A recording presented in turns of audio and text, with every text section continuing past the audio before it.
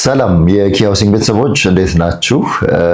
እንግዲህ ሰሞኑን የቀድሞ የኪ ሃውሲንግ ምክትል ስራ አስኪያጅ የነበሩት አቶ ግሩም ይልማ የሰጡትን ማብራሪያ ግልጽ ለማድረግ በተደጋጋሚ በቪዲዮ መምጣቴ አይቀርም። ይህ ሁለተኛው ቪዲዮ ነው። በዛሬው ትናንትና ወይም በለተሰኞ ካነሷቸው ወይም ካብራራሁት ሀሳብ የቀጠሉ ትንሽም ዘርዘር ያሉ ሀሳቦችን ይዛለው። ቪዲዮ ትንሽ ደቂቃ ረዘም ያለ ስለሚሆን በትዕግስት እንድትከታተሉ ተጋብዛለሁ። ማየት ብቻም ሳይሆን ደግሞ መረጃው ሌሎች ጋር እንዲደርስና ግልጽ እንዲሆን ለሌሎች እንድታጋሩትም ደግሞ እንደዚሁ እጠይቃችኋለሁ። ኪ ሃውሲንግ አደረጃጀቱ ምን ይመስላል የሚለውን ትናንትና አሳውቂያችኋለሁ። በቦርድ ይመራል። የቦርድ አባል የሆኑትን ሰዎች ያመጣናቸው ከተለያየ ቦታ ነው። ከዚህ በፊት በቤት ልማቱ ላይ ሲሰሩ ከነበሩበት ቦታ። ምክንያቱም አንድ ሰው ቦርድ ነው ማለት ዳይሬክት ማድረግ ይችላል፣ ዳይሬክሽን መስጠት ይችላል ማለት ነው። ስለዚህ የቀደመ ኤክስፒሪየንስ ያስፈልገዋል። የተለያዩ መውደቅ መነሳቶችን ማየት መቻል አለበት። ምክንያቱም ድርጅቱ እንዲህ አይነት ነገር እንዳይገጥመው ስለሆነ ማለት ነው። ቦርድ ሆኖ የበላይ ጠባቂ ሆኖ የሚሰራው በቤት ልማቱ ላይ ልምድ ያላቸውን አካተናል። ከዛም በተጨማሪ በተለያዩ የመንግስት መስሪያ ቤቶች ውስጥ በኃላፊነት ሲሰሩ የነበሩ ማለት ነው። ለምሳሌ አቶ ተስፋዬ የኢትዮጵያ መድህን ድርጅት ፕሬዚዳንት ወር ደግሞ ዋና ስራ አስፈጻሚ የነበሩ ናቸው። ከዛ ውጭ አቶ ኤልያስም እንደዚሁ በባንክ ዘርፍ የሚያማክሩን ብሔራዊ ባንክ ላይ ትልቅ ኃላፊነት የነበራቸው ሰው ናቸው። እነዚህንና ሌሎች መሐንዲሶችን ጭምር አካተን በቦርድ ኪ ሃውሲንግ እንዲመራ አድርገናል። በየጊዜው በየሰዓቱ የተለያዩ ለውጦች ደግሞ ይደረጋሉ። በማማከሩም ደግሞ የተለያዩ ኩባንያዎች ከኪ ሃውሲንግ ጎን ሆነው እየሰሩ ይገኛሉ። እንደምታውቁት ኪ ሃውሲንግ አሰራሩ አብዛኛውን ሰርቪስ አውትሶርስ ነው የሚያደርገው። ማርኬቲንጉን፣ አይቲውን፣ ኮንሰልት ማድረጉን፣ ሌሎቹን አውትሶርስ ነው የሚያደርገው እና እሱ ትኩረት የሚያደርገው ዴሊቨር ከማድረግ ጋር የተገናኙት ነገሮች ላይ ነው። ስለዚህ በእንዲህ አይነት መንገድ ነው ኩባንያው እየሰራ ያለው ወደፊትም የሚቀጥለው ማለት ነው። ከዚህ በተጨማሪ የኪ ሃውሲንግን ባለቤቶች አስመልክቶ ከዚህ በፊት ቀድሜ ነግሬያችኋለሁ። በመመስረቻውና መተዳደሪያው ደንብ ላይ ተቋሙ ሲመሰረት የሰፈሩ የኩባንያውን ባለቤት የሆኑት የመጀመሪያው አቶ ግሩም ራሳቸው ናቸው። እሳቸው 20 በመቶ ይይዛሉ። በጣም ትልቅ ቁጥር ነው። ከዛ ውጪ የተቀረው ደግሞ በአቶ ናታን፣ በአቶ ሙሴ እና በወይዘሮ ሂሩት አማካኝነት ነው። እንግዲህ በእነዚህ 4 ሰዎች ባለቤትነት ነው ኪ ሃውሲንግ ያለው።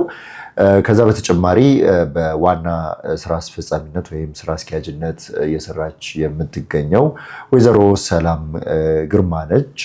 ከዛ በተጨማሪ አቶ ግሩም ደግሞ ምክትል ነበሩ። እዚህ ጋር አንድ ጥያቄ ላንሳላችሁ። እንግዲህ አቶ ግሩም ሜጀር ሼር ሆልደር ናቸው ከሚባሉት መሀል ናቸው። የድርጅቱ ባለቤት ናቸው። የድርጅቱ ባለቤት ለምን ምክትል ስራ አስኪያጅ ሆኑ እና የድርጅቱ ባለቤት ያልሆነችው ወይዘሮ ሰላም እንዴት ስራ አስኪያጅ ሆነች የሚል ጥያቄ ይነሳል። ለዚህ ደግሞ ቀላል መልስ፣ አቶ ግሩም ከኪ ሃውሲንግ ውጭ ሌላ ድርጅት አላቸው። እሱም አባይ ቴሌቪዥን ነው። አባይ ቴሌቪዥን ላይ በሰዓቱ ስራ አስኪያጅ ስለነበሩ በወቅቱ እዚህም ደርበው ስራ አስኪያጅ መሆን የማይችሉበት ሁኔታ ነው ያለው። ስለዚህ እዛ ስራ አስኪያጅነታቸው እንዳለ ሆኖ እዚህ ምክትል በሚለው ተቀምጠዋል።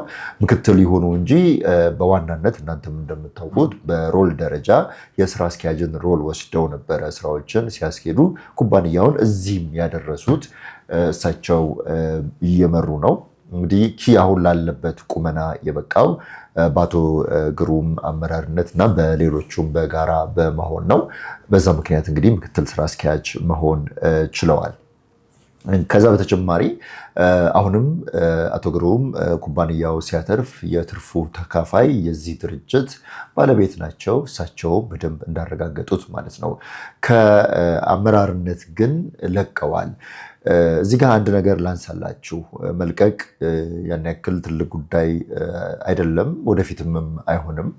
ምክንያቱም ድርጅት ግለሰብ ትከሻ ላይ ወይም ደግሞ የግለሰቦች ፐርሰናል ነገር ወይም ማንነት ላይ የተመሰረተ መሆን የለበትም። ይህንን ነው እንግዲህ አማካሪዎችም ተብለን በተለያየ መንገድ በኪ ሃውሲንግ ዙሪያ ያለን ሰዎች ሁሌም የምንወተውተው ለሌሎችም ድርጅቶች የምንመክረው የድርጅት ባለቤቶች ፈጻሚና አስፈጻሚ መሆን የለባቸውም። ፈጻሚና አስፈጻሚ ስራ ለሰሪው እሾህ ላጣሪው እንደሚባለው ለሚመለከተው አካል ነው መሰጠት ያለበት የሚል ጽኑ አቋም አለን። በዚሁም የተለያዩ ፈጻሚና አስፈጻሚዎች እንዲፈጠሩ እያደረግን ነው የምንገኘው። ስለዚህ የአቶ ግሩም ይልማ ከምክትል ስራ አስኪያጅነት መነሳት ድርጅቱ ላይ የሚፈጥረው ነገር የለም። ምክንያቱም እሳቸው ከሚዲያም ከራቁ ከ7-8 ወር በላይ ይሆናቸዋል። በዛ ሁሉ ጊዜ ውስጥ እንግዲህ ኪያ ሃውሲንግ የራሱን የውስጥ ሪፎርም እያደረገ ነበረ የነበረው። ሌላኛው እዚህ ጋር የማነሳው ሪፎርም ይደረጋል ሲባል እንግዲህ የመጀመሪያው ሪፎርም ስራን ለሰሪው መስጠት የሚለው ሪፎርም ነው። ያን ነው እንግዲህ ላለፉት ጊዜያቶች ስናከናውን የነበረው። ባለቤቶች እንደ ባለቤት ይሁኑ፣ ከዛ ውጭ ስራው ግን ልምዱ ባላቸው እውቀቱ ባላቸው ሌሎች መሰረታዊ የሚባሉትን ኳሊፊኬሽኖች በሚያሟሉ ሰዎች መሄድ መቻል አለበት በሚል ለሚመለከተው ቡድንና ግለሰብ ስራዎችን እየሰጠን ነው የምንገኘው። ሪፎርም እናደርጋለን ብዬ ደግሞ ከዚህ ቀደም ቅዳሜ በምንሰራው ቪዲዮ ላይ ገልጬ ነበረ። ሪፎርሙን በመላው ዲፓርትመንት በማኔጅመንት እንደዚሁም በቦርድ ነው። አሁንም ሪፎርም ማድረጋችንን እንቀጥላለን። በዚሁ አግባብ ኪያ ሃውሲንግ ለመዘገባቸው ሰዎች ቤት እስኪያስረክብ ድረስ ራሱን እየፈተሸና እያሻሻለ ከመሄድ ወደኋላ አይልም። ምክንያቱም ሁሌ የምንወጣው ዳገት ነው። አንድም የቁልቁለት ጉዞና አልጋ በአልጋ የሆነ መንገድ የለም። ስለዚህ ከፊት ለፊታችን ያለውን ትልቁን የስራ ዳገት ልናሸንፍ የምንችለው በትክክለኛ ሰራተኞችና ባለሙያዎች ነው። ያንን የሪፎርሙ አካል አድርገን እየቀጠል ነው የምንገኘው። የአቶ ግሩምም አንዱ የዚሁ አካል ይሆናል ማለት ነው። ሌላኛው የሪፎርሙ አካል የሆነው ሀሳብና አሁንም እየሰራንበት ያለው ወደፊትም በዚሁ አቋማችን የምንቀጥለው ለእድለኞቻችን የምናስተላልፈውን ቤት የምናገኝበት መንገድ ነው። እንደምታውቁት 3 መንገድ አለ። የመጀመሪያው ከገበያ ላይ መግዛት፣ ሁለተኛው ህንፃዎችን ሳይጠናቀቁ ገዝቶ ፊኒሺንጉን አሰርቶ ማስተላለፍ፣ ሶስተኛው ደግሞ መሬት ገዝቶ መሬቱ ላይ በአልሚ አማካኝነት በእኛው ዲዛይን መሰረት ማስገንባት ነው። ከዚህ ከ3ቱ ከዘረዘርኳቸው ሀሳቦች ውስጥ ሶስተኛውን መሬት ገዝቶ ማስገንባት የሚለውን በዋናነት መርጠን እየሄድንበት እንገኛለን። በርካታ ምክንያቶች አሉት። ከዛ ውስጥ አንድ ሁለቱን ላንሳላችሁ። የመጀመሪያው ከገበያ የምንገዛቸው ቤቶች እንደዚሁም ደግሞ ያልተጠናቀቁ ህንፃዎችም ሲሆኑ አስጨርሰን ለእድለኞች ስናስተላልፍ ብዙ የሚገጥሙ ችግሮች አሉ። በዋናነት የካሬ ሜትር መጠን ልዩነት፣ ለአንዳንዱ ከሚገባው በላይ ይሰጣል፣ ለአንዳንዱ ያነሰ ይሆናል። የመስኮት ሌሎች ተያያዥ ጉዳዮች ኢሹ ይኖራሉ። ምክንያቱም እኛ በውላችን ላይ በግልጽ ባስቀመጥነው ካሬ ሜትር መጠን ነው ለደንበኞቻችን ቤቱን የምናስረክበው። ስለዚህ ከዚህ ጋር በተገናኘ እነዚህ ችግሮች ከዚህ ቀደም ከታህሳስ 27 2016 ዓ.ም ጀምሮ እስካሁን ድረስ ያልተፈቱ ችግሮችና እየገጠሙን ያሉ ናቸው። ምክንያቱም ገበያ ላይ ያለው ቤት በገበያው ቀድሞ የነበረ ነው እንጂ በእኛ ሞዴል መሰረት የተሰራ አይደለም። ይህ በጣም ትልቅ ችግር ነው። ላልተገባ ኪሳራም የሚዳርግ ነው። ከወዲሁ መፍትሄ ሊበጅለት ይገባል በሚል ሶስተኛውን መንገድ መርጠናል። እሱም መሬት በመግዛት በእኛ ዲዛይን መሰረት ባለ 1፣ ባለ 2፣ ባለ 3 ምን ያክል ካሬ ሜትር መሆን እንዳለበት ይታወቃል። ከመነሻው ጀምሮ ሲገነባ ለሁሉም ነገር አስፈላጊውን ፋሲሊቲም ደግሞ እኛው ራሳችን እየተቆጣጠር ነው ተሟልቶለት እንዲገነባ ማድረግ እንችላለን እና ሶስተኛውን አማራጭ መርጠን እዛ ላይ በጣም አተኩረን እየሰራን ነው። በአጭር ጊዜ ውስጥ እንግዲህ በአጭር ወራቶች ውስጥ የገዛናቸውን መሬቶች ቁጥር 4 ማድረስ ችለናል። አሁንም እንቀጥላለን። በዚህ ብቻም ደግሞ አናበቃም። ሌሎችም ግለሰቦች መሬት ያላቸው አብረውን ማልማት የሚፈልጉ ከሆነ እሱንም ጭምር እናስተናግዳለን።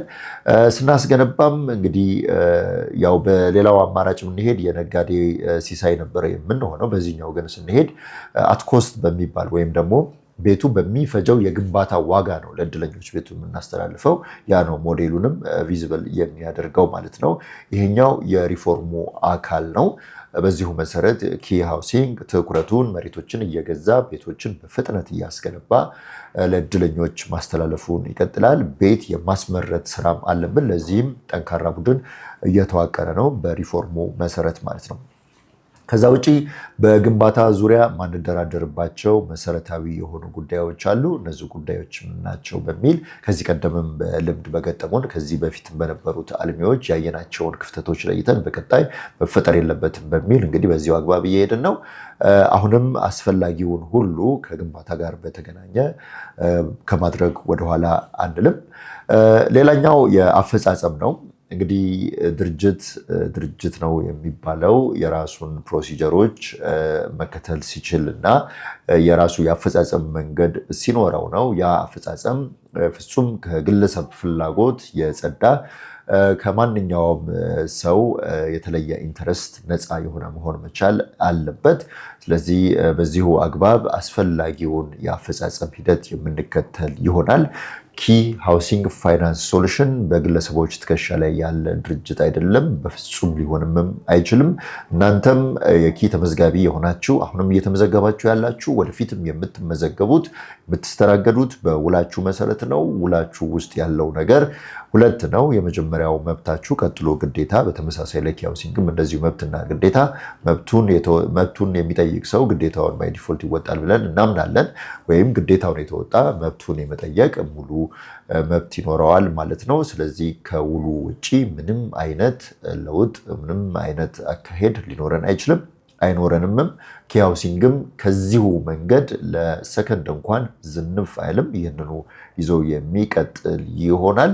ኪ ሃውሲንግ ፋይናንስ ሶሉሽን እንደምንለው እንግዲህ የመዘገባቸውን በጠቅላላ የቤት ባለቤት ሳያደርግ እረፍትም ትርፍም የለውም እንላለን። አሁን ስለ ትርፍም የምናወራበት ስለ እረፍትም እንዲሁ እረፍት የምንመኝበት ጊዜ አይደለም። በቀጣይ የመዘገብናቸውን በጠቅላላ የቤት ባለቤት ካደረግን በኋላ አሁን ያልኳቸው ሁለት ነገሮች ይደርሳሉ። እስከዛው ግን ከኛ የሚጠበቀው አስፈላጊውን ሁሉ ማድረግ መጣር መቀጠል ነው። አቶ ግሩም የሰጡትን ማብራሪያ ባልተገባ መንገድ የተረዳችሁ ካላችሁ አሁንም ለእናንተ መረጃውን በሰነድ ጭምር ግልጽ ለማድረግ ዝግጁ ነን። ምክንያቱም ድርጅት እንደመሆኑ መጠን እያንዳንዱ ስብሰባዎቻችን ወይም ንግግሮቻችን ቃለ ጉባኤ አላቸው። የተለያዩ የደብዳቤ ልውውጦች አሉ። ፕሮፌሽናል ሙቭ ነው እየሄድን ያለ ነው። ይህንን ሪፎርም እዚህ ጋር አናበቃም፣ አሁንም እንቀጥላለን። ሰዎች ላይ ወይም ግለሰቦች ላይ የተመሰረተ ድርጅት አይኖረንም። በደንብ እናስምርበት። ኪ ሃውሲንግ የእናንተ ነው። መልካም ቆይታ ይሆናል።